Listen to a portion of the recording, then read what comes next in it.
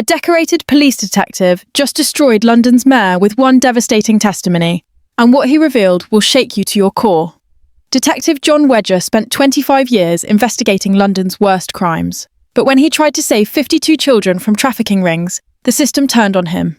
They threatened his job, his home, his family, all to protect one man's reputation.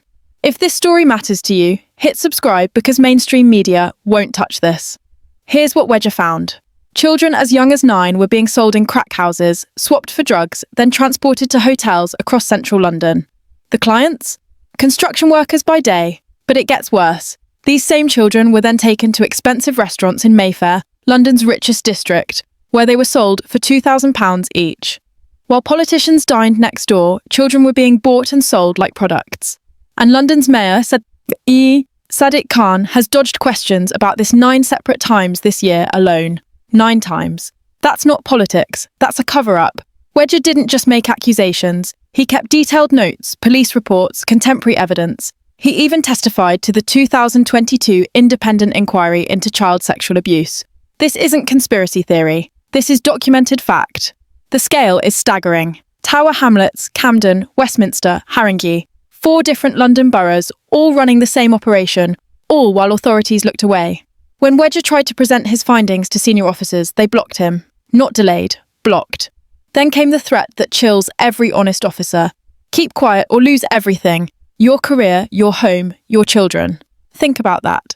Police officers threatening other police officers for trying to save children, because exposing the truth would damage the Metropolitan Police's reputation. As if reputation matters more than 9-year-olds being trafficked for sex.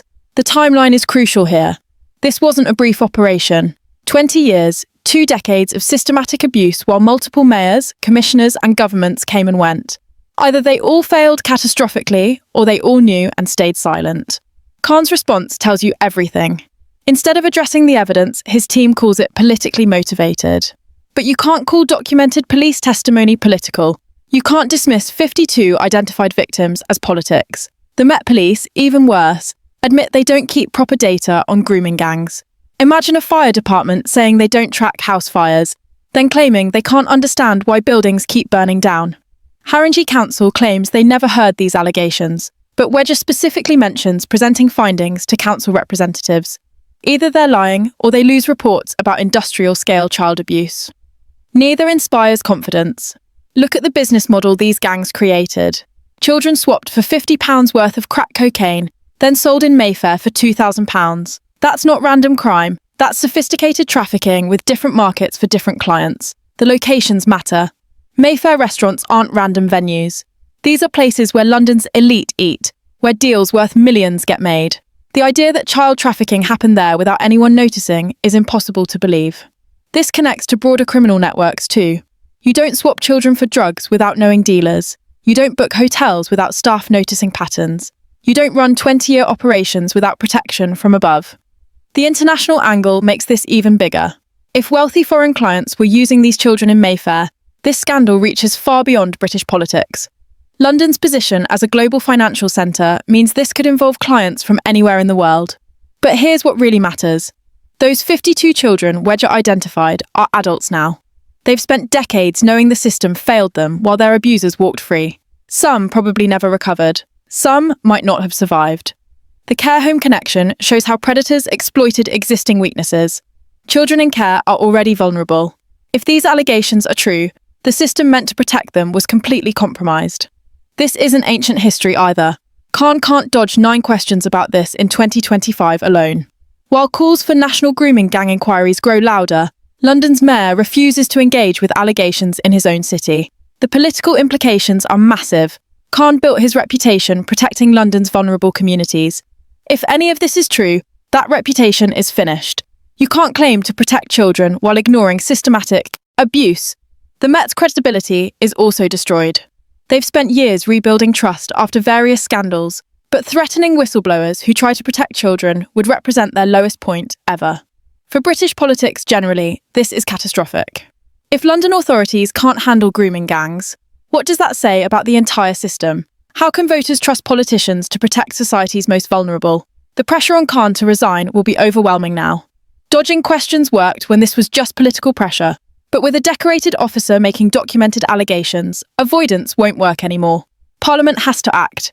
You can't have national conversations about grooming gangs while ignoring allegations that London hosted operations bigger than anywhere else. The investigations and inquiries will be deafening. Every politician who stayed silent will have to explain their inaction. Every police officer who looked away will face questions. But most importantly, those children deserve justice.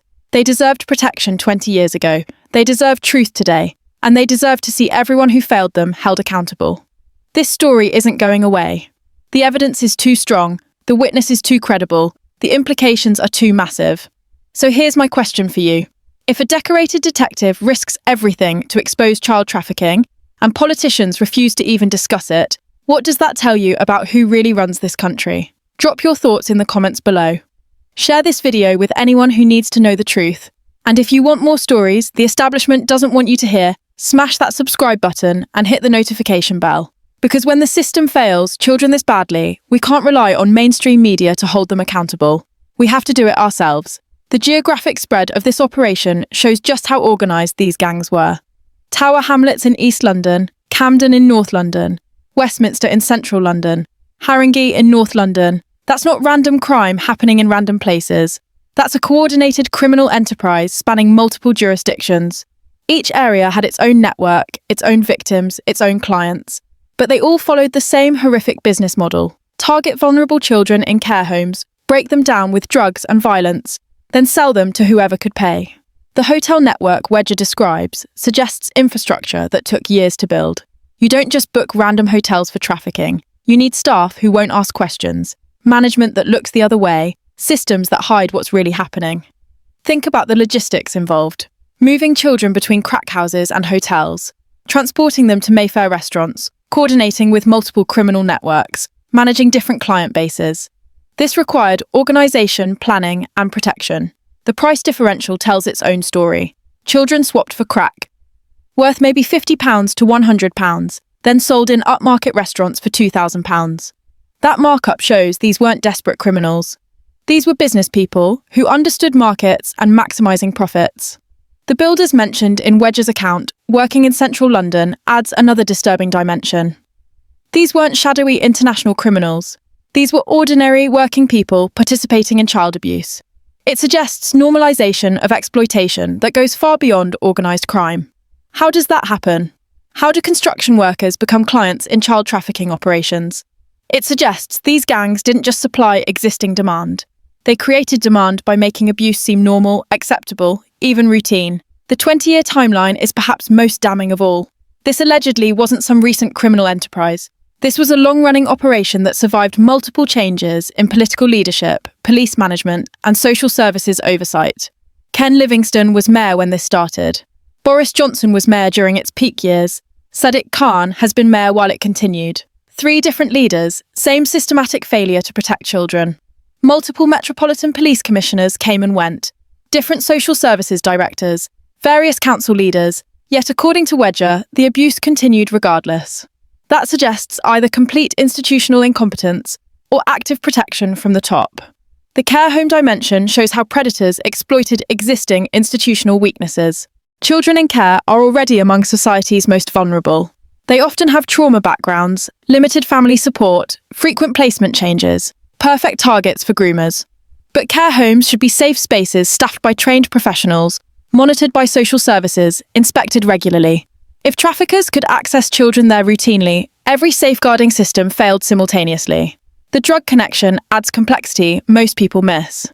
Children being swapped for crack cocaine suggests these gangs operated within broader criminal ecosystems. They weren't isolated child abusers. They were integrated into drug networks, money laundering operations, and organised crime.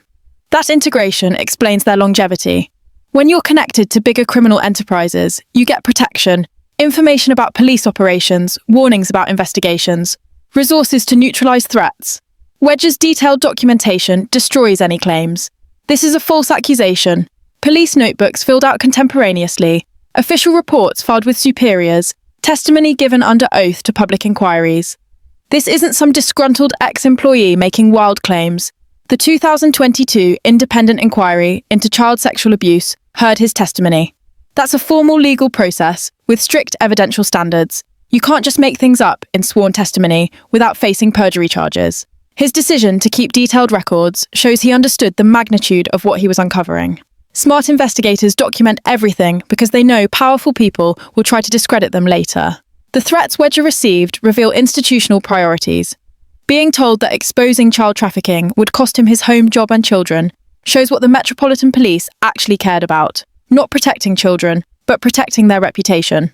That threat also reveals consciousness of guilt. You don't threaten someone's livelihood over nothing. You don't worry about institutional damage unless there's something damaging to reveal. The Metropolitan Police response to these allegations has been predictably inadequate. Talking about county lines gangs while admitting they don't have comprehensive data on grooming gangs shows they're missing the point entirely. Their admission that this type of crime often goes unreported is particularly telling. Of course it goes unreported when detectives trying to investigate get threatened with career destruction.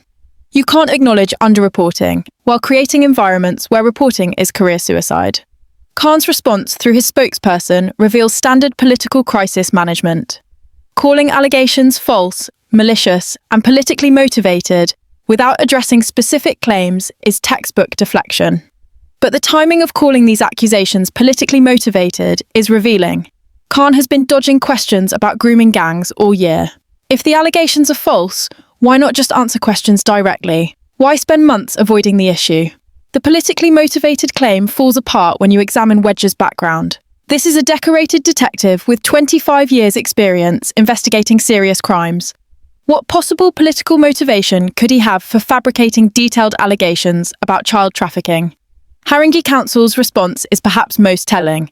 They claim they haven't been made aware of these historic allegations, but Wedger specifically mentions presenting findings to council representatives. Either they're lying about not knowing, or their internal communication systems are so broken they lose reports about industrial-scale child abuse. Neither explanation inspires confidence in their ability to protect vulnerable children. The broader context makes this scandal even more significant. We're having national conversations about grooming gangs, with calls for inquiries and investigations. Meanwhile, London is being accused of covering up operations that allegedly dwarf provincial scandals. The international implications can't be ignored. If Mayfair restaurants were being used for child trafficking, that suggests involvement from wealthy international clients. London's role as a global financial centre means these allegations could involve clients from anywhere in the world. That international dimension explains why this cover-up might have been so important to protect. Exposing child trafficking involving foreign clients could damage London's reputation as a safe place for international business and investment. The impact on victims extends far beyond the original abuse. These children are now adults who spent decades knowing the system failed them while their abusers walked free. Some probably never recovered psychologically. Some might not have survived. They watched politicians, police officers, and social workers, who were supposed to protect them, prioritise institutional reputations instead. That betrayal by the system might have been more damaging than the original abuse. The connection to London's drug trade shows how these operations integrated with existing criminal networks.